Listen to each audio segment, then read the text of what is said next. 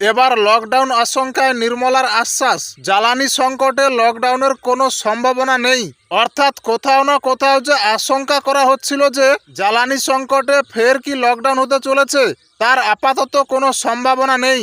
কারণ কেন্দ্রীয় অর্থমন্ত্রী তিনি আশ্বাস দিয়েছেন যে দেশে করোনাকালের মতো লকডাউন হওয়ার কোনো সম্ভাবনা নেই, এবং যারা এই বিষয় সম্পর্কে বলছেন সেটা সম্পূর্ণভাবে মিথ্যে বলে উল্লেখ করেছেন কেন্দ্রীয় অর্থমন্ত্রী নির্মলা সীতারামন।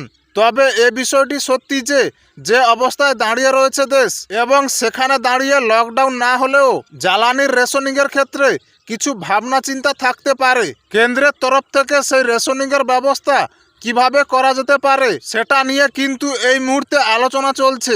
তবে অর্থমন্ত্রী এটা একেবারে স্পষ্ট করে দিয়েছেন যে আগামী দিনে অন্ততপক্ষে সামনের নিকট ভবিষ্যতে এই রকম সম্ভাবনা নেই যেখানে করোনা কালের মতো লকডাউন পরিস্থিতি তৈরি হবে।